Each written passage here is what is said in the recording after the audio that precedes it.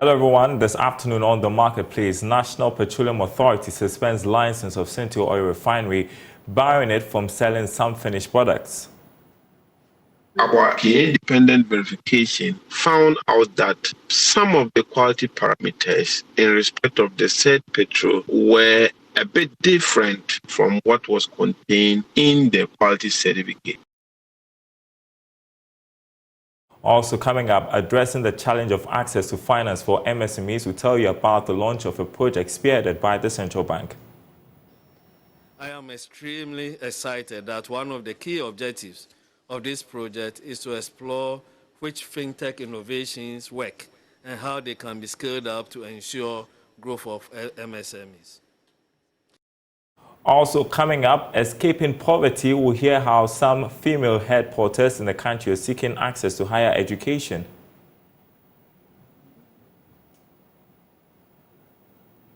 Ne oduako fanso udi oduko wi abaka se bema 5 cities obedu obema 3 cities and say 2 cities ya kan say he ya na odi nyama den e bai enso na bia mo kona kwan wa. We have a special feature coming up. Stay with us here on the marketplace.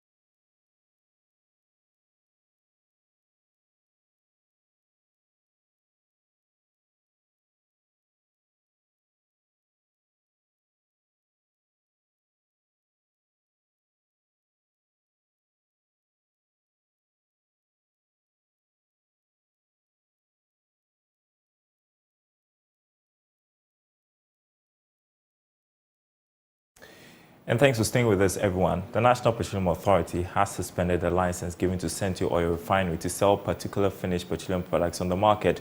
This is coming after two energy think tanks, the Institute for Energy Security and the Chamber of Petroleum Consumers, accused the regulator of allowing Sentuo Oil to sell unwholesome products. Now, the NPA insists that it took the action last week after its own investigations revealed that some products sold were a little higher than the specifications approved. Daryl Said is head of quality control at the National Petroleum Authority. Through our independent verification, found out that some of the quality parameters in respect of the said petrol were a bit different from what was contained in the quality certificate. I must say that it is not a product that is unwholesome. The issue at stake is about the pressure being a little 2 points higher than the maximum requirement. And because products are commingled at the retail outlet, you have a number of these stations already having stocks where the pressures were low. And once they added it to the product, the resultant product is good, and therefore it is not all the stations that have experienced this product. But we've already held meetings with the Sentuo refinery, and we have now reviewed the monitoring regime, which is to the effect that going forward we will be countering all the quality certificates that will be submitted to the NPA.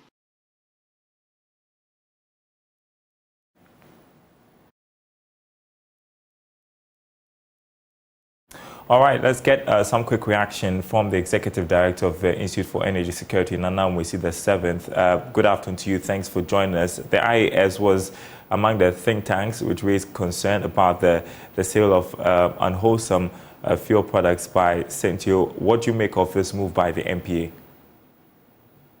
Thanks for having me, Daryl, and good afternoon to your viewers. Yes, we've heard of the step MP has taken, but we are not sure that if it's exactly the case. We are yet to see that decision by way of a written notice or a letter to Sentuo and made it public to consumers as well. That is one way to assure us that NPA is really dealing with the issue. To suspend a sale license or a marketing license, that suggests that the Sentuo refinery's products cannot come onto the market. If that is the case, then we want to know when it will come back to the market.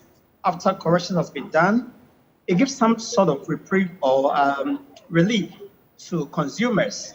However, we also want to ask that the penalty given to Sentuo Refinery must be quite, it should be heavy. It should be heavier than what we are seeing. You cannot say, I am withdrawing your license, don't sell, and that's the penalty. How sure are we that Sentuo Refinery has a marketing license? How sure are we that the Sentuo Refinery has a processing license? We want the NPA to make public the permits and licenses issued to Sentuo Refinery. That will give us that sort of assurance for CSOs and for consumers and Ghanaians as a whole. Well, you talk about the punitive measures. What would you have expected aside from the suspension of the license of the oil refinery? Of course, we've seen some oil marketing companies that didn't abide by the rules. Apart from some revocation of license, others were charged. We want to see a stiffer punishment. And so that lies at the ambit of the NPA, but we think that suspend the license is not enough. It must be stiffer than what we are seeing today. But then going forward, how do we stop this from continuing? The NPA still have the mandate to regulate and monitor activities within the downstream sector, and you can only perform activity within the space if you are permitted and if you are licensed. We want, going forward, NPA must publish all licenses issued to petroleum service providers, be it a storage facility, an oil marketing company, a refinery. If this is made public, available on their own websites, as somebody that deals with Sentuo has that form of assurance because they can attest that this is the license given to Sentuo with this number. So let's see some, publication of this license and permits. It gives that assurance to investors and other stakeholders. Well, some are also arguing for the involvement of the Ghana Standards Authority in all of this. I don't know how involved they are in ensuring that we do not have substandard fuel products on the market. Is that something to push for if that's not the case? Yes, the Ghana Standard Authority is the body mandated to set standards for our products and services and ensure that we comply by the same standard that is set. And so if we are getting a product that is at par, deviates from what the standard is, then of course we can call on Ghana Standard Authority to also speak to this issue. Did they get a quality certificate from Sentuo attesting to the product that this is the kind of sulfur, this is the kind of viscosity we have? If they fail to do this and watched on for this product to come onto the market, then of course they didn't do well in their work. They must ensure together with the NPA that we don't have these incidents playing out. Other than that, we might be compelled to seek redress from the law court. Well, while we talk about this action that the NPA has taken, I'm just thinking about the consumer and how the consumer is compensated in all of this. What can be done? Unfortunately, we were careful not to release the brands that were affected because it is not their making. And so we have spoken to some of them, and they are taking steps to ensure that it doesn't get to consumers and their tanks or their engines. For some of them, they are finding ways to dislodge of the product. Other people have even shut down their dispensing pumps so that it doesn't give them that bad reputation. If somebody has suffered from same, then of course the person have an opportunity to reach out to the Consumer Protection Agency and seek redress. That's allowed. All right. Nana Mwesi, the 7th Executive Director, I appreciate that you could join us here on the market, please. Thank you. Now, access to credit by micro, small and medium enterprises is a major challenge in Ghana. However, the first Deputy Governor of the Bank of Ghana, Dr. Maxwell Opoku-Afari, believes the use of fintech and other digital tools is critical in enhancing access to financing for SMEs, thereby bridging the gap. He spoke at the launch of the MSME Innovative Financing Project in Accra. The fintech ecosystem remains a critical aspect of Ghana's financial sector. Meanwhile, most micro, small and medium-scale enterprises struggle to access financial products to expand their operations. Speaking at the launch of the MSME Innovative Financing Project, the first Deputy Governor of the Bank of Ghana, Dr. Maxwell Opoku-Afari, believes this project will inform the central bank to provide the needed regulatory framework to support MSMEs. As a central bank, though price stability remains our primary mandate, under the inflation targeting framework, economic growth through credit expansion is also key concern to us, and that is why a major consideration is given to the impact of our policies on the real sector. For instance, much of the reforms that have been initiated within the banking sector in Ghana have been geared towards creating sound, stable, well-capitalized and profitable institutions capable of supporting the real sector and economic growth through increased lending.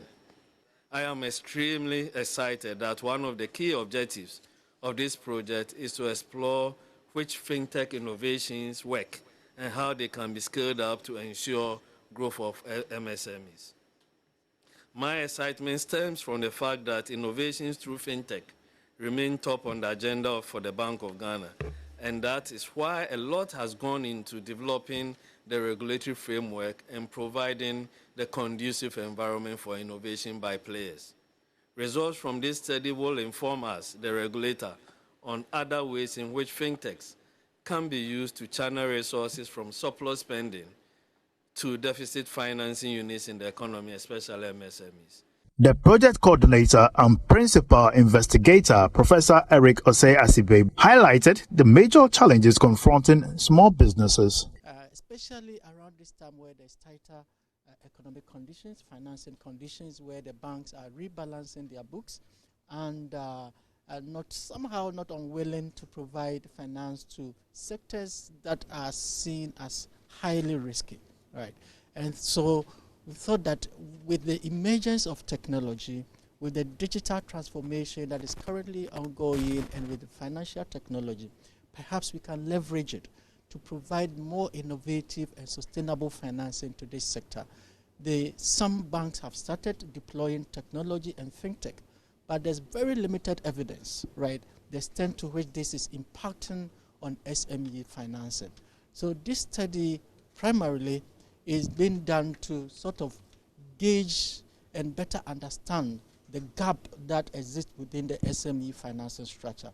The MSME Innovative Financing Project is a collaborative project by the Bank of Ghana, the University of Ghana Business School, and the Consolidated Bank of Ghana to help bridge the financing gap for Ghanaian businesses. Now, government is working to host all its external data locally. This is to reduce cost and promote growth in the digital space. Minister for Communications and Digitalization, Esther Akufo, made the disclosure to Joy Business after addressing a workshop in Accra. The validation workshop by Smart Africa and the National Information Technology Agency, NITA, is aimed at getting stakeholders' input for the enhanced regulatory framework for cloud and data centers in Ghana. According to the Minister for Communications and Digitalization, Esther Akufo, this framework will promote the country to become the preferred choice for hosting African data. She believes hosting a localized data center will support job creation in the digital space. One key thing that we want to promote with this is localization of the data in our country. We produce that data. It must be stored here. We don't have anything against the Amazon cloud services and the big cloud service operators. It's fine. Let them come and build data centers here and host Africa's data on the continent, because it's expensive. And we're paying twice to host the data on other cloud services, pay for the management of that data, and pay to retrieve it for our use. It doesn't make any sense. Director of Digital Infrastructure Skills and Empowerment at Smart Africa, Thelma Efuakwe, is optimistic that having a harmonized regulation system for data and cloud will boost investor confidence on the continent. So that investors are able to take advantage of a 1.3 billion market rather than, in the case of Ghana, a 30 million market. And so the workshop here today is to help Ghana, as one of the first countries, to create a regulation around data centers and cloud. That will help foster foreign direct investment, but also allow a thriving of the digital economy. It will also allow us and help us to be able to store data for Africa in Africa. Government is therefore embarking on skills training for young entrepreneurs to take advantage of the growing digital space. Now, players in the cargo handling industry have been urged to embrace advanced technologies in their line of work to enhance efficiency and productivity at the ports. According to Managing Director of Advanced Steve Company Limited, Stephen Echampong, sophisticated equipment like telescopic forklift helps in minimizing the long hours in offloading cargo at the ports. He spoke to Joy Business at the launch of Magni, a new forklift for the transport and logistics industry.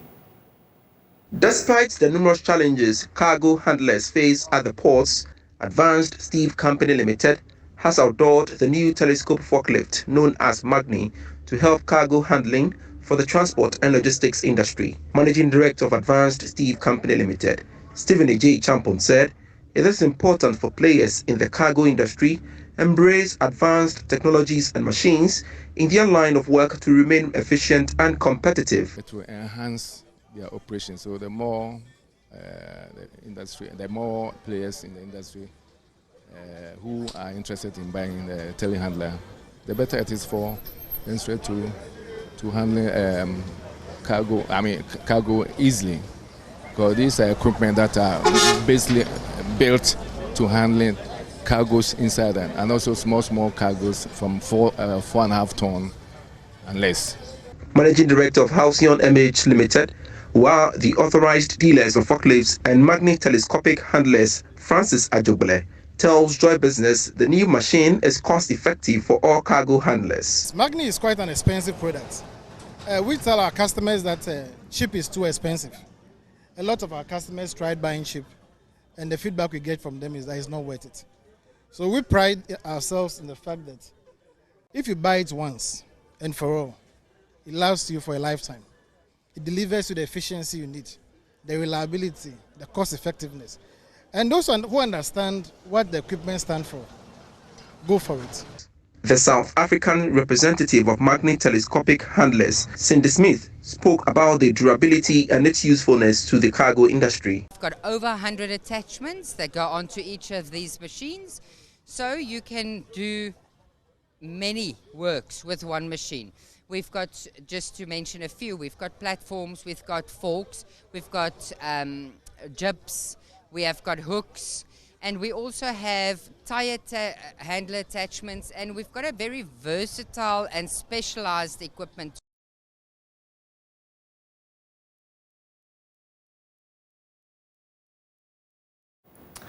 All right, you're watching The Marketplace. There's been plenty of talk about unemployment lately, and while female headquarters in the country are seeking access to higher education to fight the sexual, economic, and verbal abuse they endure in society, some intend to quit parade in the central business districts of Kumasi and Accra as they desire to be empowered to contribute to the development of their communities.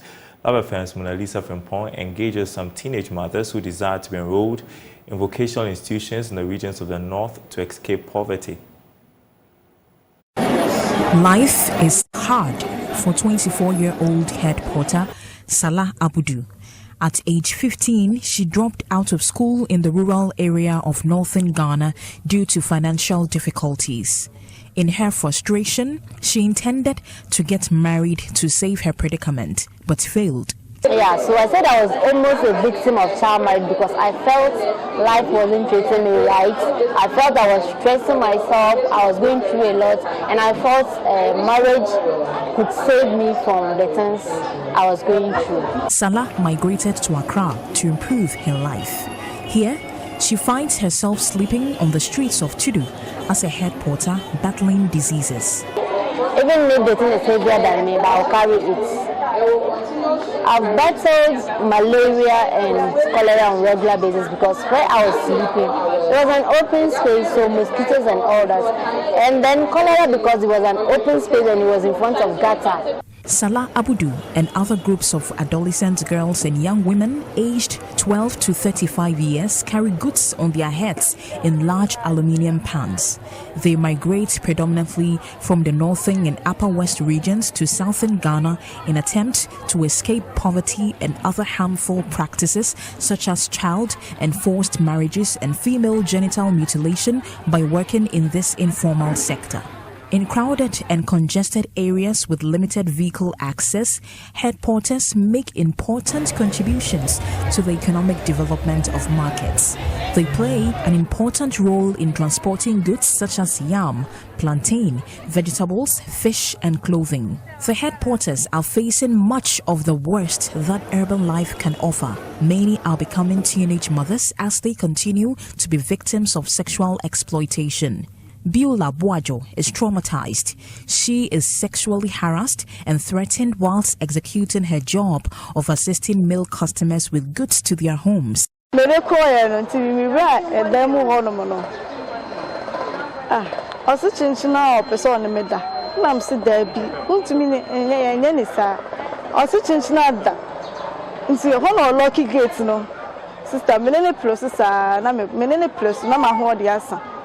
Yes, I got check it. I can't cry almost so on the bell me. My head near the bell me. To me, any press so mecano cry, mecano. And any press say, met me at Jimmy. Let to me, Jimmy, my holding in answer. Yes, I don't cry. I did see and cry, be able some sad day. Let me to me in cat. As she who said, from Sammy, I mean, me as a nappy. Elizabeth Pokuya, a teenage mother at Asokore Mampong in Ashanti, dropped out of junior high school to cater for her son. On a good day, she earns 50 cedis carrying loads. However, local people use 21-year-old Elizabeth for cheap labor while stigmatizing her. We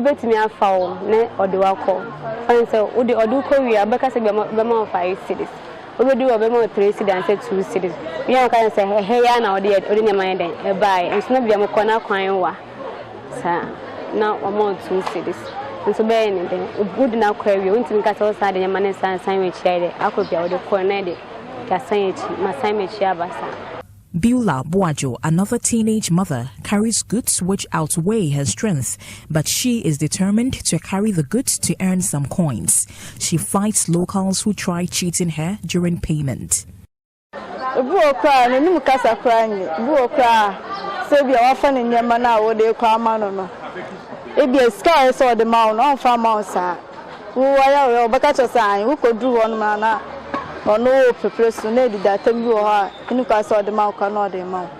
The Office of the National Population Council finds teenage pregnancy among head porters worrying. They are major contributors to overpopulation in the country.